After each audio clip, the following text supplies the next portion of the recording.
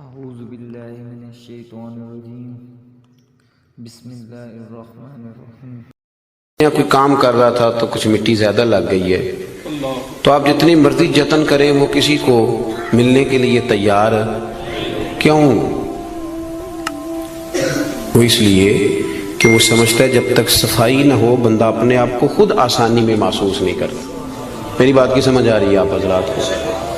جس کا بٹن ٹوٹ جاتا ہے نا محفل میں، اس کی ساری توجہ محفل پہ نہیں ہوتی، اپنے بٹن پہ ہی ہوتی، حالانکہ کوئی بھی نہیں دیکھ رہا، کسی کو پتہ بھی نہیں، لیکن وہ بار بار غور کرتا ہے کہ یار ایک بٹن میرا کام ہے، کسی کی نظر پڑے گی تو کوئی کیا سوچے گا، اور گھر جا کے بھی وہ پریشان ہوتا ہے کہ تم نے یہ کیا میرے ساتھ سلوک کیا، آج مجھے وہ والی ویسٹ کوٹ دے دی جس کے 3 بٹن ہی کوئی نہیں تھے۔ میری بات کو سمجھیے گا، یہ اور آپ جتنے مرضی بڑے ہیں آپ اپنے آپ کو بڑا محسوس نہیں کرتے۔ کپڑے ان دھلے پڑے تھے، دھونے والے تھے، حضور گھر تشریف لے آئے۔ اللہ کے رسول صلی اللہ علیہ وسلم نے فرمایا عائشہ انہیں دھو ڈالو۔ کپڑے جب دھل جاتے ہیں تو اللہ کی تسبیح کرنے لگ جاتے ہیں، یہ جب دھل جاتے ہیں تو اللہ کی تسبیح کرتے ہیں۔ صفائی ایک بڑا ضروری کام ہے اور نبی پاک صلی اللہ علیہ وسلم نے اس کو پسند کیا ہے۔ ایک شخص حضور کے قریب سے گزرا تو اس نے بکھرے ہوئے اس کے بال تھے اور بڑے اس کے پراگندہ حالت تھی۔ کچھ لوگ آرٹیفیشل درویش بھی بن جاتے ہیں، میک اپ کر کے بھی درویش بن جاتے ہیں، یعنی بلا سارا کچھ گھر میں پڑا ہے لیکن کہتے نہیں میں درویش ہو گیا ہوں، تو اس کو بھی شریعت پسند نہیں کرتی۔ تو صحیح ستہ کے اندر یہ روایت موجود ہے کہ نبی کریم صلی اللہ تعالیٰ علیہ وسلم کے پاس سے وہ شخص گزرا تو حضور نے بلا لیا اور بلا کر کے فرمایا یہ کیا حال بنایا ہوا ہے، تیرے کپڑے کس طرح کے، کنگھی کیوں نہیں کی؟ تو اس نے اس کی حضور بس وہ سرکار فرمانے لگے تیرے اوپر تو اللہ کا بڑا فضل نہیں، بڑی خیر نہیں، رب نے بڑا مال عطا کی؟ حضور بالکل ہے۔ تو محبوب فرمانے لگے جا پھر جا کے اچھے کپڑے پہن، رب جب فضل کرتا ہے تو اس کا اثر دیکھنا پسند فرماتا ہے۔ پھر یہ جان بوجھ کے اس طرح کا رویہ تو نہ اپنا کہ کسی کو پتہ نہ چل جائے میرے پاس پیسے ہیں، ایسے نہ کر۔ تو صفائی ستھرائی، آپ ظاہری طور پر اگر آپ صاف ستھرے نہیں ہوتے تو آپ کسی محفل کے قابل نہیں رہتے۔ آپ 4 دوستوں کی محفل میں بیٹھنا اپنے لیے بوجھ محسوس کرتے ہیں، تکلیف ہوتی ہے کہ یار میرے کپڑے ٹھیک نہیں۔ صحیح بتائیے گا، اگر انسان کے کپڑے صاف ستھرے نہ ہوں اسے سکون نہیں آتا، تو اگر اس کے دل پہ میل کچیل ہو، بہت سارے لوگ کہتے ہیں مجھے سکون نہیں، لیکن ہم ڈرتے ہیں نا، ہم ان کو بتا نہیں سکتے، ڈرتے ہیں۔ بے سکونی کی کچھ وجوہات ہوتی ہیں، کچھ سبب ہوتا ہے۔ آپ کے کپڑے میلے تھے تو آپ بے سکون تھے، تو اگر آپ کا دل میلا کچیلا ہے نا، روح پہ کوئی دھبا لگ گیا ہے، یہ دھبے ہوتے ہیں۔ حسد ایک دھبے کا نام ہے، عداوت ایک دھبا ہے، تکبر ایک دھبا ہے، یہ سارے دھبے ہیں۔ اور بخاری میں نبی پاک علیہ السلام نے خود فرمایا جب تم گناہ کرتے ہو تو تمہارے دل پر سیاہ نقطہ لگ جاتا ہے، تو آپ اس نقطے کی موجودگی میں سکون میں رہیں، یہ کیسے ہو سکتا ہے؟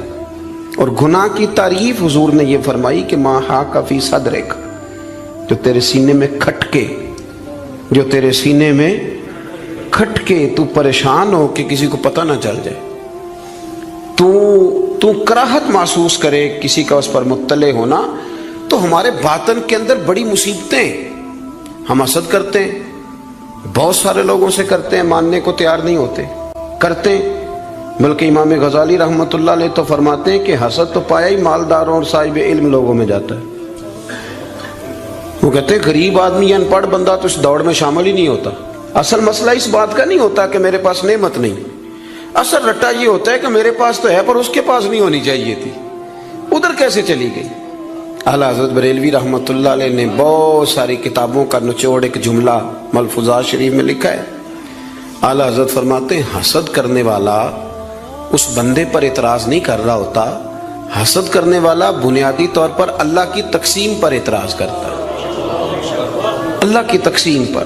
ہمارے اندر یہ میل چڑھ، اور گھروں کے اندر یہ پوری ایک دوڑ شروع ہے، دیورانی کے اندر، جیٹھانی کے اندر یہ پوری دوڑ ہے، اور ایک وقت آتا ہے کہ بھائی بھائی سے حسد کرنے لگ جاتا ہے कैसे सुकून पाएगा? हसद एक आग है। और तिरमिजी शरीफ के जो लफ्ज हैं हदीस के वो बड़े निराले हैं। नबी पाक सल्लल्लाहु अलैहि वसल्लम ने फरमाया हसद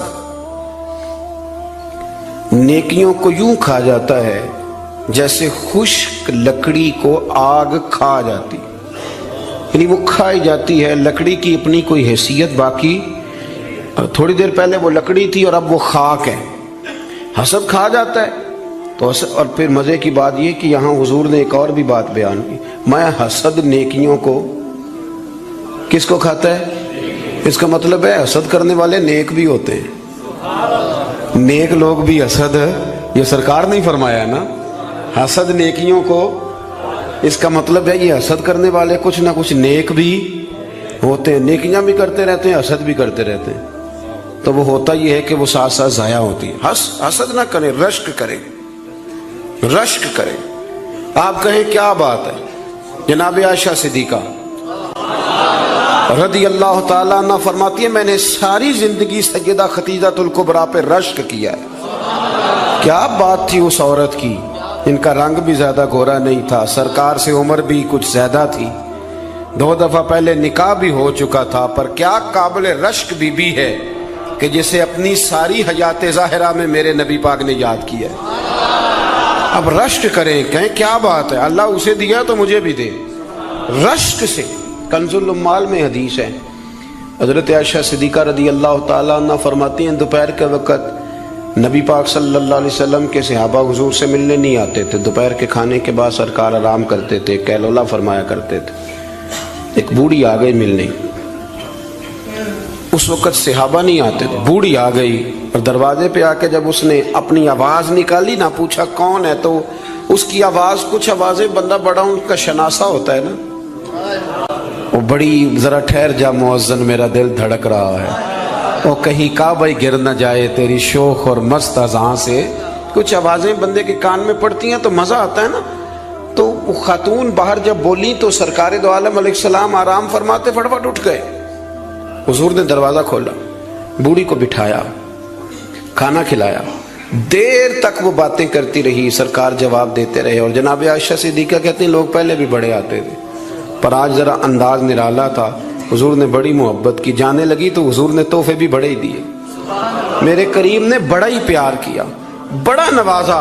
मेरे दिल में ख्याल आया कि ये खातून जाती है, हुजूर भी जाएंगे, रात को वापस लौटेंगे तो मैं पूछूंगी ये कौन थी, लेकिन वो चली गई, हुजूर तो लेट गए और गहरी सोच में चले गए।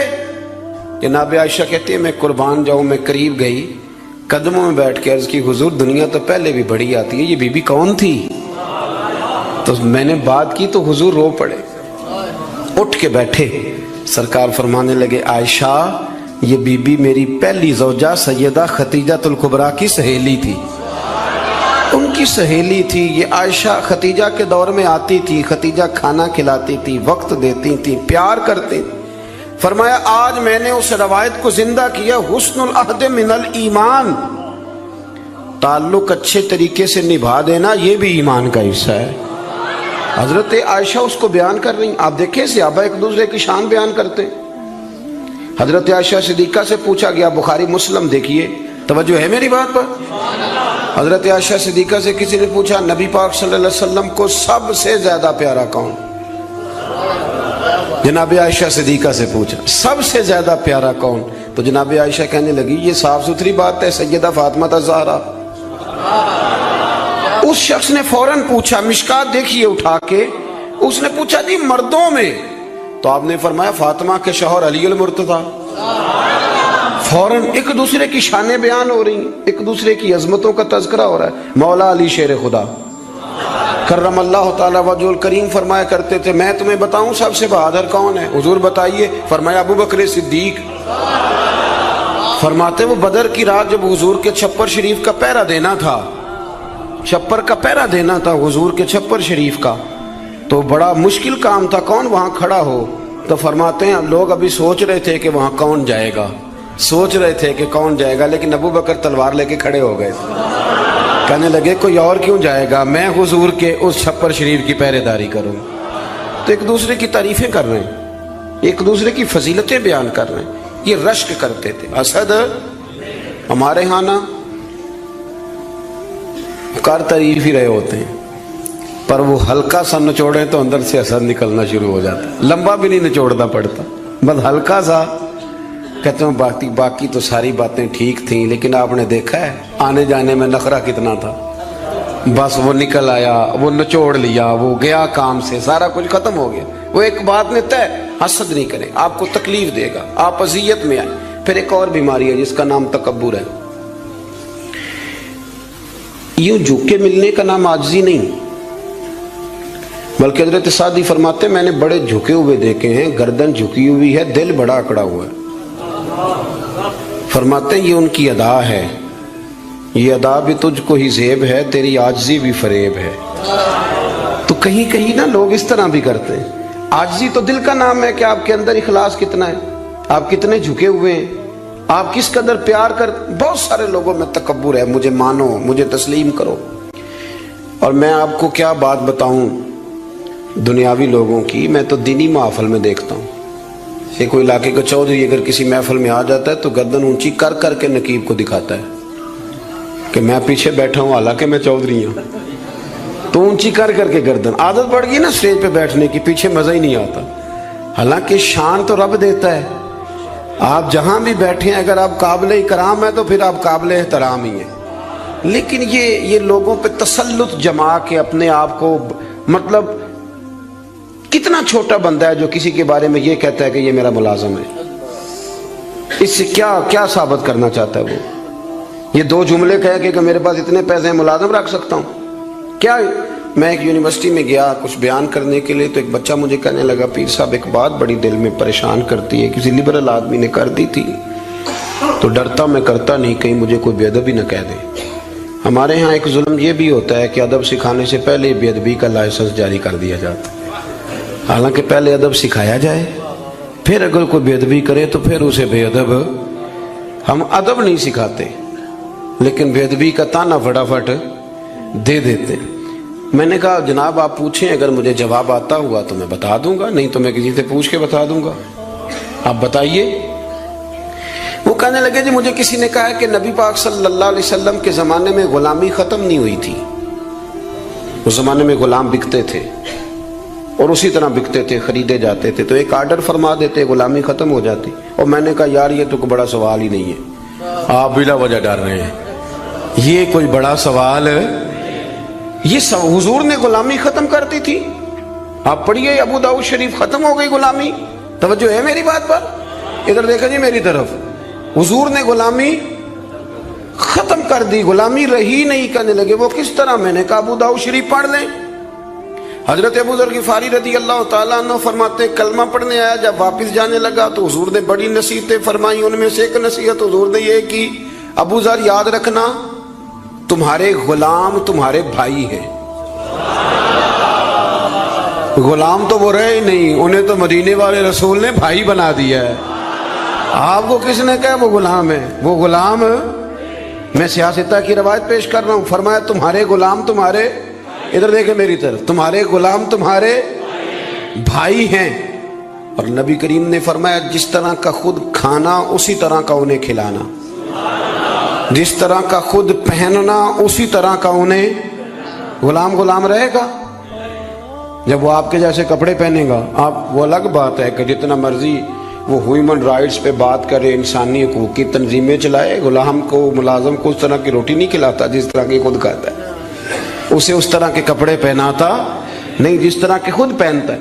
लेकिन नबी पाक अलैहिस्सलाम ने ये एजाज फरमाया, फरमाया जिस तरह खुद खाना उसी तरह उन्हें खिलाना, जिस तरह का खुद पहनना उसी तरह का उन्हें पहनाना।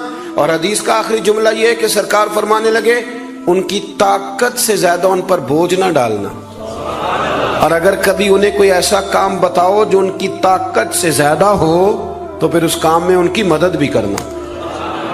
मुझे बतलाइए, गुलाम तो गुलाम रहे नहीं, हुजूर ने तो सीट ही खत्म कर दी, उन्हें भाई बना दिया है। वो तो सीट ही खत्म हो गई, तो आप ये कैसे कह सकते हैं कि गुलामी खत्म नहीं हुई? हुजूर ने तो उन्हें भाई बना दिया। भाई, हमारे यहाँ ना बड़ा मज़ा आता है ये कह के कि मेरे 6 मुलाजम हैं, बड़ा मज़ा आता है। और बड़ा बंदा राज़ी होता है जब वो गाड़ी में बैठा होता है तो 15 बंदे आगे दौड़ रहे होते हैं, उसको बड़ा लुत्फ आ रहा होता है। लेकिन उसे नहीं पता कि उसके अंदर तकब्बुर आ गया, اب اس کے اندر ایک چیز پیدا ہو گئی جو اسے خراب کرے گی، وہ پھر کرسیاں ڈھونڈتا پھرے گا، اسے کہیں مزہ نہیں آئے گا۔ وہ نورانی محفل کے اندر بھی، روحانی محفل کے اندر بھی وہ تلاش کرے گا کہ کوئی مجھے جان لے، کوئی مجھے پہچان لے۔ وہ ہر جگہ پروٹوکول کا عادی ہو، اسے بیماری لگ جائے، کسی جگہ قرار نہیں پائے گا۔ وہ کہے گا پتہ نہیں مجھے سکون کیوں نہیں آ رہا۔ بھائی سکون تو آتا ہے چھپ جانے میں، سکون تو جاتا ہے کسی کونے میں جا کے اللہ اللہ کرنے میں، کسی کونے میں۔ بابا بلے شاہ صاحب، بابا صاحب رحمت اللہ علیہ فرماتے ہیں میں نے اعتکاف کبھی قصور میں نہیں کیا، اس گاؤں میں جاتا تھا جہاں مجھے جانے کوئی نہ، چلو 10 دن تو میں الگ ہو کے اللہ اللہ کر لوں۔ کہتے میں وہاں جا کے اعتکاف کرتا تھا، یہاں تو سارے ہاتھ چومنے والے تھے، اکثر کہا کرتے تھے اٹھ بلیا چلو تھے وسیے جتھے وس دینی سارے انے، اٹھ بلیا چلو تھے وسیے جتھے وس دینی سارے انے، نہ کوئی ساڈی ذات پچھانے نہ کوئی سانو منے۔ کبھی ایسی جگہ بھی تو جانا چاہیے نا۔ اور بڑے ناو سے میری طرح کے بندے بھی کہہ رہے ہوتے ہیں تسی وہ تو کونے تو آ کے میرا نام پوچھے ہو پہنچ جاؤ گے۔ وہ کبھی اپنے آپ سے پوچھ تو صحیح کہ یہ تو کہاں مبتلا ہو گیا، یہ شہرت، یہ شور شرابے، یہ آنا جانا۔ مزہ تو تب ہے کہ صبح قیامت آپ کو پردوں میں ڈال کے کہہ دیا جائے کہ جا تیری پردہ پوشی کی، تیرا عیب نہیں کھولے جائیں گے، بغیر حساب جنت میں چلا جا۔ یہاں یہ شور کرنا، اپنا آپ دکھانا، اپنا آپ بتانا، یہ تو علامت تکبر ہے۔ تھوڑا سا نیچے رہیں۔